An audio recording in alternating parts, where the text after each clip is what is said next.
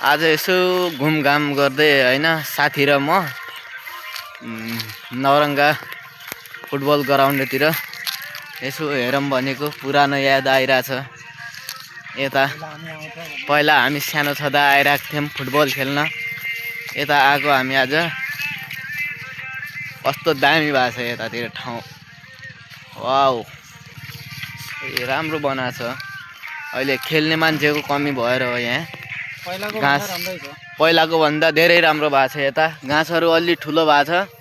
खेल्ने मान्छेको कमी भएर यहाँ पहिलाको भन्दा धेरै राम्रो गरेछ यता। अहिले अरू पनि देखाउने छु हजुरहरूलाई, हेर्दै गर्नु होला। पिच रोड भएको छ। यता दामी छ ठाउँ, घुम्न लायक छ। वैशाख जेठसम्म त अहिले खडेरी नै हुन्छ। अलि पातहरू झर्ने समय हुँदाखेरि अब खडेरी नै हुन्छ। तर घुम्ने ठाउँ दामी छ यता।